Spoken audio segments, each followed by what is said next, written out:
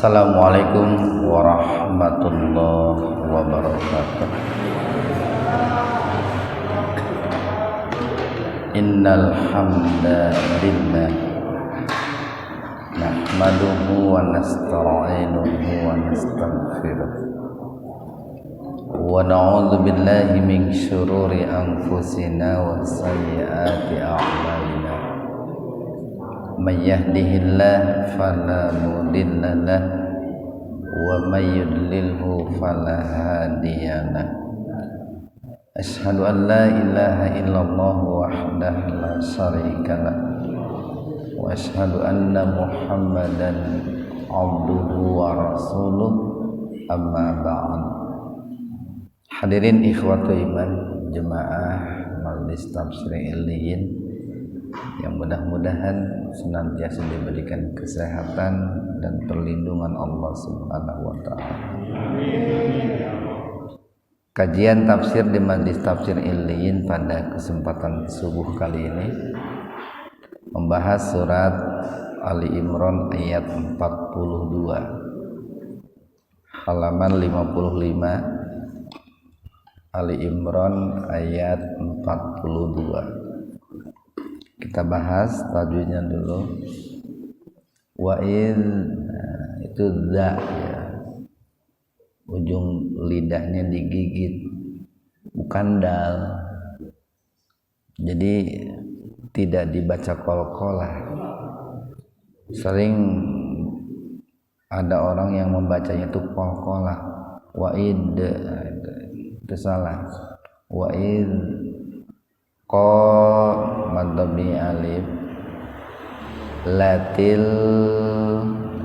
alif lam qamariyah atau idhar qamariyah. Disebut idhar qamariyah itu karena lamnya harus dibaca jelas. Itu qolat asalnya, taknya itu aslinya sukun gitu, Pak. Aslinya disukun. Jadi kalau untuk laki-laki qola, kalau untuk perempuan qolat, taknya disukun, tak tanis itu namanya. Namun dikarenakan setelah tak itu ada huruf mati, yaitu lam mati, maka taknya dikasroh, ya diaktifkan dengan kasroh. Jadi qolatil malai mad wajib muttasil madhabi alif bertemu dengan hamzah dalam satu kata. Ya mad badal mar tafhim, ra sukun di tengah-tengah kata, jadi dibacanya tebal. Ya maryamu inna gunna, nun bertasdid gunna. Nawmu tafhim, lafdzul jalalah didahului fathah. Sebetulnya bukan yang aslinya bukan lafdzul jalalah didahului fathah, lam didahului fathah. Jadi bicara tafhim ataupun tarkik ya, itu berkaitan dengan huruf lam dan huruf ro. Kalau lam dan ro didahului fathah atau dhamma itu tafhim. Kalau lam atau ro didahului kasroh itu tarkik, tipis. Innallaha astafa mad badal ki. Nah, kenapa ki? Kan ini sedang bicara tentang Siti Maryam, perempuan. Kalau laki-laki istofaka itu. Kalau perempuan istofaki. Watoharoki. Nah, itu sama, kapnya di kasroh karena perempuan. Wastofa mad badal ki, nah sama, kapnya di kasroh. Ala mad badal nisa'i i, mad wajib muttasil. Il alif lam qamariyah, a mad badal, lamin mad arid li sukun. Ada waqaf tanda berhenti didahului mad tabi'i. Nah, di sini mad tabi'i iya. Ikhwanu fiddin arsadakumullah.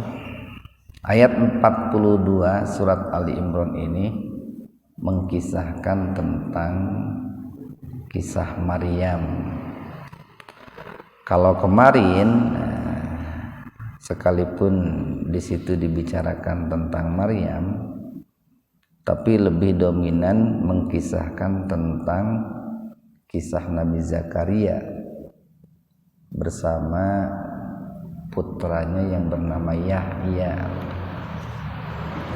Jadi Nabi Zakaria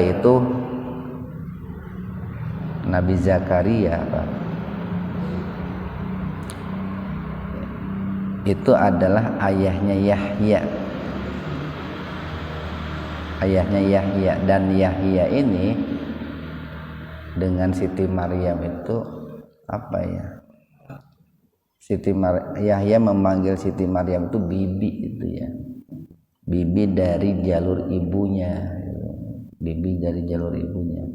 Jadi masih ada hubungan saudara antara Yahya dengan Siti Maryam itu. Nah, yang harus kita ingat ya, bahwa di sini Maryam itu jelas-jelas Pak diposisikan sebagai hamba Allah ya, sebagai makhluk Allah, sebagai seorang perempuan ciptaan Allah yang dipilih oleh Allah Subhanahu wa taala, sebagai perempuan pilihan gitu. Nah, ini konsep konsep Al-Qur'an mengatakan seperti itu. Jadi Maryam itu bukan sebagai Tuhan, tetapi sebagai hamba pilihan Allah. Wa'id, dan ingatlah. Nah, ini yang diajak untuk mengingat secara tekstual itu adalah Rasulullah sallallahu alaihi wasallam. Yang tentu kita pun diajak oleh Allah atau diperintahkan oleh Allah untuk mengingat itu, untuk mempelajari, kemudian setelah mempelajari mengingat, setelah itu kita diberikan ini ya, perintah untuk mengambil hikmah, mengambil pelajaran. Dan lebih utamanya kita jangan melupakan gitu, karena banyak sekali ibroh-ibroh yang bisa kita petik dari kisah-kisah para nabi, orang-orang soleh terdahulu itu, terutama kisah tentang Maryam itu. Apa yang mesti diingat itu? Qalat, ketika berkata. Siapa yang berkata itu? Al malaikatu, para malaikat. Nah, cuman sekalipun di sini menggunakan kata qalat pakai tak tanis, lalu yang bicaranya itu adalah para malaikat, kita jangan menyimpulkan bahwa malaikat itu berjenis kelamin perempuan gitu. Jangan menyimpulkan bahwa malaikat itu berjenis kelamin perempuan. Itu karena disebut ini ya, qalatnya itu pakai ta ya, karena kata malaikat itu di ujungnya ada tak marbutoh gitu. Ada tak marbutoh.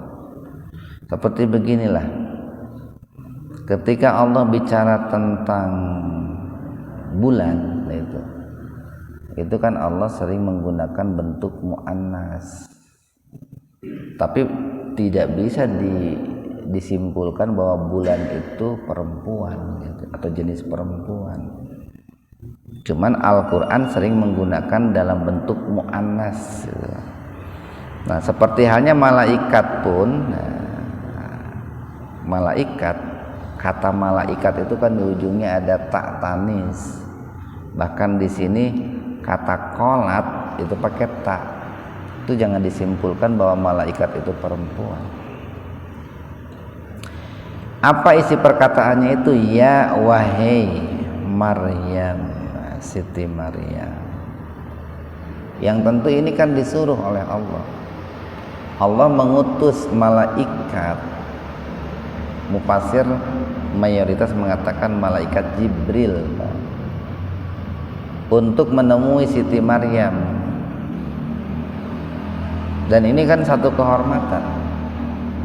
Satu kehormatan bagi Siti Maryam karena beliau ditemui oleh malaikat, yang biasanya malaikat itu diutus oleh Allah untuk memberikan wahyu kepada para nabi.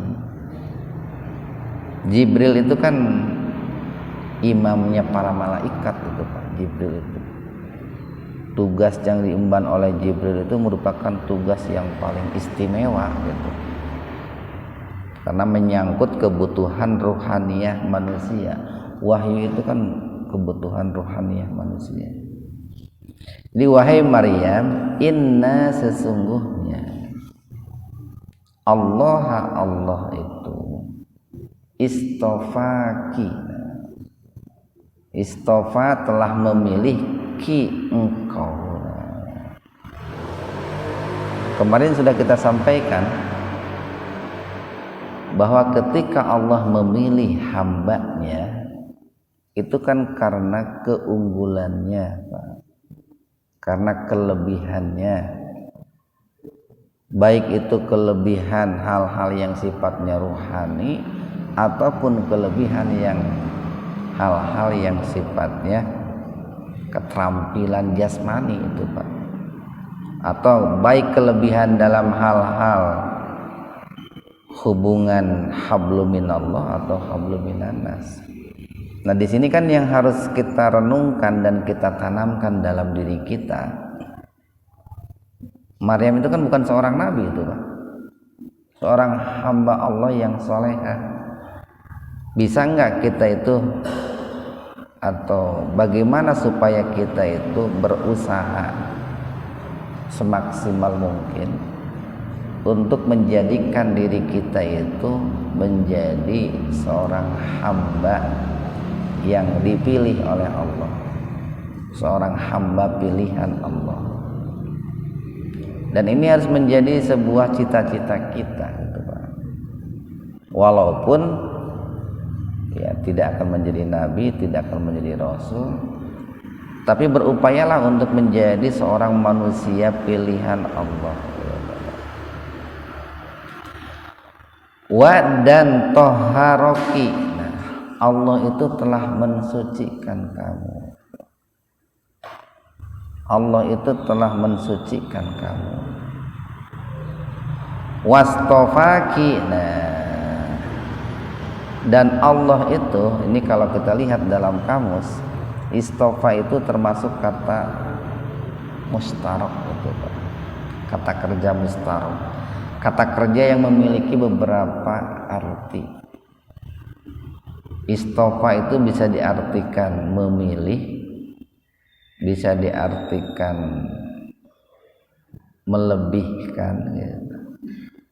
Bisa diartikan mengistimewakan, gitu. Makanya biasanya di Al-Quran terjemah itu diartikan melebihkan atau mengistimewakan. Wastofaki, dan Allah itu telah melebihkanmu, telah mengunggulkanmu ala di atas nisa'i wanita-wanita al-alamin yang ada di seluruh alam semesta. Ini kan suatu kehormatan yang sangat luar biasa. Makanya Rasulullah Sallallahu Alaihi Wasallam itu pernah bersabda dalam sebuah hadis, cukuplah kalian itu mengenal 4 wanita istimewa yang pernah ada di dunia itu. Pertama adalah Maryam, Siti Maryam binti Imran. Maryam binti Imran. Yang kedua adalah Asiyah, itu Asiyah. Asiyah istrinya Fir'aun itu seorang wanita yang solehah. Yang ketiga Khadijah, istri pertama Rasulullah sallallahu alaihi wasallam. Yang keempat adalah Fatimah binti Muhammad sallallahu alaihi wasallam. Fatimah putrinya Rasulullah. Taetat banyak umat Islam yang tidak tahu 4 wanita istimewa di dunia, kata Rasulullah itu. Mun ieu makan ararapalnya saha geuning. Nya artis-artis lah loba geuning ararapal. Nah, tapi ieu 4 wanita teristimewa tidak dikenal. Jadi yang pertama adalah Siti Maryam, yang kedua Asiyah, yang ketiga Khadijah, yang keempat Siti Fatimah gitu. Itu merupakan wanita-wanita pilihan Allah, dan Allah berikan banyak keistimewaan kepada keempat wanita itu. Kita lanjutkan nih. Ya Maryam, ya wahai Maryam, Siti Maryam. Ini yang bicara malaikat atas perintah Allah. Uknuti,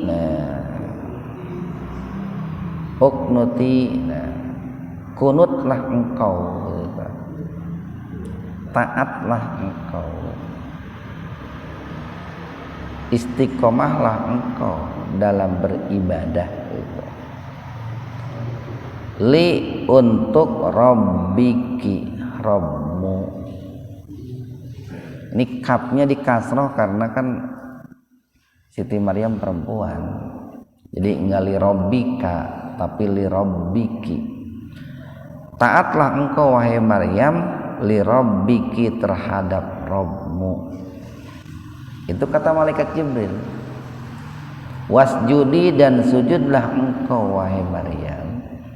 Banyak mufasir yang menafsirkan wasjudi di sini itu adalah perbanyaklah salat. Karena salah satu rukun yang ada dalam salat itu adalah bersujud.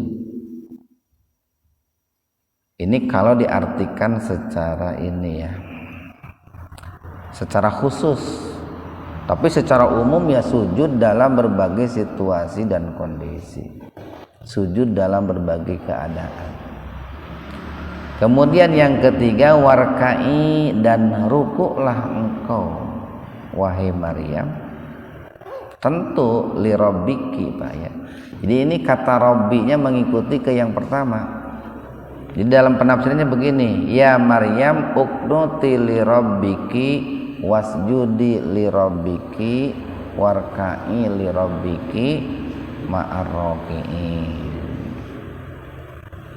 Ini hampir sama redaksi ini dengan ayat yang sering kita hafal tuh. Inna sholati wa nusuki wa mahyaya wa mamati lillahi rabbil alamin. Kita lanjutkan nih Pak, ayat 44. Dzalika, yang demikian itu, apa yang barusan kita kisahkan atau apa yang barusan dikisahkan dalam Al-Quran tentang kisah Siti Maryam, bahwa Siti Maryam itu adalah seorang wanita pilihan Allah, wanita yang disucikan oleh Allah, wanita yang diistimewakan oleh Allah, wanita yang senantiasa taat, ruku dan sujud kepada Allah. Dalika itu semua min dari ambai. Amba itu jama dari nabiyun. Nabaun, nabaani, anba. berita-berita, informasi-informasi al-ghaibi yang gaib. Nuhihi yang kami wahyukan berita-berita itu ilaika kepadamu wahai Muhammad. Itu kan jarak dari Nabi Muhammad kepada Siti Maryam itu kan ribuan tahun itu Pak, ribuan tahun. Tetapi Nabi Muhammad SAW itu bisa mengetahui kisah-kisah itu, dan itu merupakan bukti kuat bahwa Nabi Muhammad itu seorang nabi. Padahal Nabi Muhammad tidak pernah baca Taurat, tidak pernah baca Injil gitu Pak.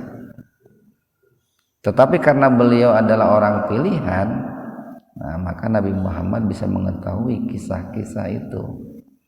Kalau kita kan sekarang bisa mengetahui kisah itu karena kita baca Al-Quran itu Pak. Tapi Nabi Muhammad luar biasanya kan tidak baca, belum diturunkan kan ayatnya, tidak baca Injil, tidak baca Taurat, tapi mengetahui. Nah, Allah mengajak Nabi Muhammad itu untuk mengingat nikmat Allah yang Allah berikan kepada Nabi Muhammad, di mana beliau bisa menjelaskan kisah itu kepada manusia. Idzalika min anba'il ghaibi nuhihi ilaik. Wa ma dan tidaklah kunta keadaanmu, kana plus angta itu kan berarti madi, itu menunjukkan waktu lampau. Padahal kunta keadaanmu ladaihim, padahal keadaanmu itu tidak berada pada sisi mereka. Jadi maknya nafi Pak, meniadakan. Pada saat peristiwa itu terjadi tentang kisah Maryam itu, Nabi Muhammad itu kan tidak ada di sisi Siti Maryam, belum hidup di zaman Siti Maryam gitu.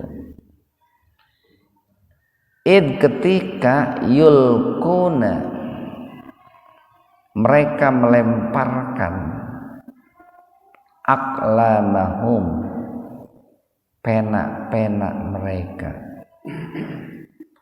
ayyuhum siapakah di antara mereka yakfulu yang akan bertanggung jawab, yang akan mengemban tanggung jawab Maryam untuk mengurusi Siti Maryam.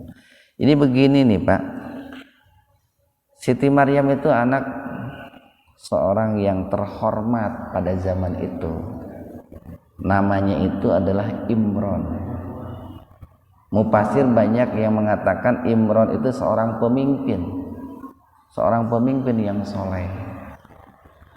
Nah, budaya pada saat itu menjadi satu kehormatan yang sangat luar biasa manakala ada orang yang dipercaya untuk mengurusi anak seorang pemimpin gitu Pak.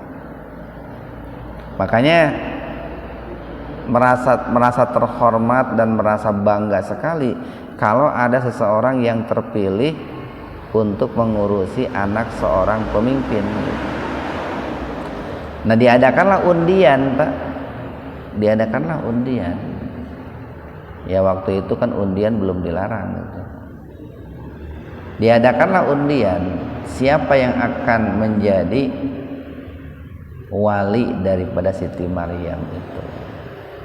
Nah, bagaimana undiannya itu? Yaitu dengan cara melemparkan pena, kolam. Aklam itu jamak dari kolamun, kolamani aklam.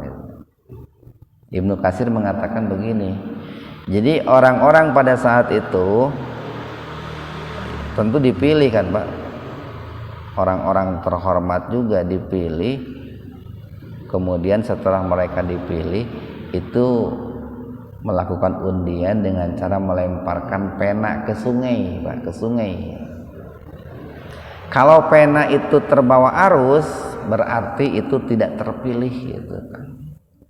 Tapi kalau penanya itu diam, tidak terbawa arus, maka dialah orang yang terpilih untuk mengurus Siti Maryam. Nah, pada saat itu orang yang ikut undian itu, orang-orang yang ikut undian itu, semua penanya itu terbawa arus, Pak, kecuali Nabi Zakaria itu, yang penanya itu tidak terbawa arus itu. Nah, itu kan luar biasa. Seorang ayah yang soleh, ibu yang solehah, melahirkan seorang putri yang solehah, diurus oleh seorang nabi yang sudah pasti soleh, yaitu Zakaria itu. Dan itu tidak lepas daripada kehendak Allah tentunya ya. Jadi maka terpilihlah Nabi Zakaria itu sebagai kafil. Sebagai kafil itu sebagai wali yang bertanggung jawab untuk mengurusi dan memenuhi kebutuhan-kebutuhan Siti Maryam. Wama, dan tidaklah kunta keadaanmu wahai Muhammad pada saat itu ladaihim di sisi mereka, id ketika yahtasimun, mereka itu berselisih, mereka itu bertengkar. Kenapa kok bertengkar? Ya kan semuanya pada ingin mengurusi seorang bayi perempuan yang namanya Siti Maryam. Atau ayeuna mah tong boro-boro mengurusi seorang anak pemimpin yang soleh seperti Imron, Pak. Taroh wala di urang nih, lamun aya sayembara saha nu hayang ngurus anak presiden, pasti paboro-boro eta, Pak. Boro-boro eta. Minimal lamun ngurus anak presiden kan kacepretan beureung kan gitu, Pak. Mereka dulu bukan masalah kacepretannya, bukan. Mereka berlomba untuk mengurusi Siti Maryam anak Imran itu ingin mendapatkan keberkahan, Pak. Ingin mendapatkan keberkahan, ingin mendapatkan pahala lah.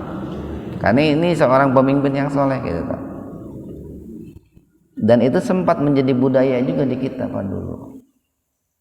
Cerita-cerita orang tua dulu suka begitu.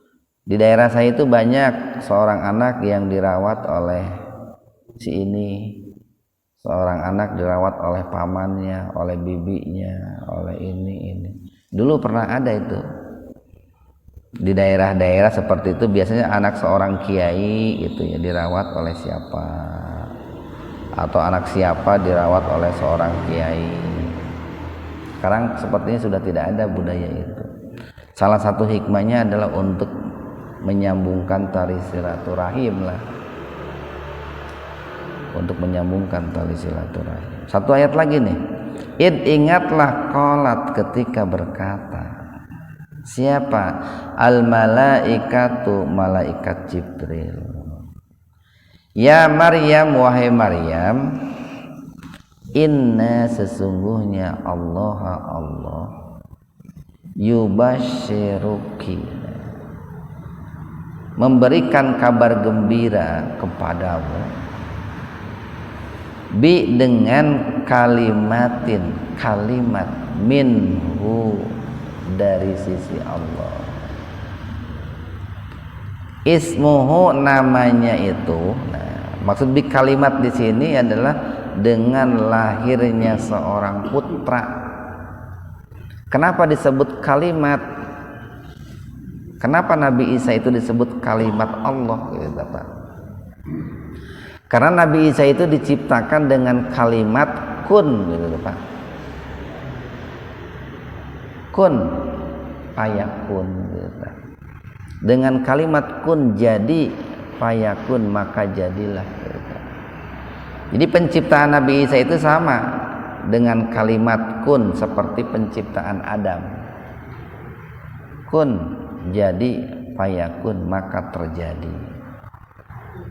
Nah, Nabi Isa itu adalah kalimat Allah, yang Nabi Isa itu diberikan nama langsung oleh Allah. Ismuhu, namanya itu adalah Al-Masih. Kenapa disebut Al-Masih gitu, Pak? Ada dua makhluk di dunia ini yang diberikan gelar Al-Masih, Pak. Al-Masih itu artinya masaha itu bisa menghapus. Itu masaha, bisa menghapus, bisa menutupi. Tetapi kata masaha itu bisa berkonotasi positif, bisa berkonotasi negatif, tergantung kata masaha itu disandarkannya ke siapa.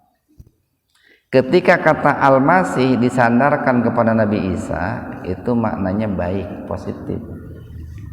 Tapi ketika kata Al-Masih disandarkan kepada Dajjal, itu maknanya negatif.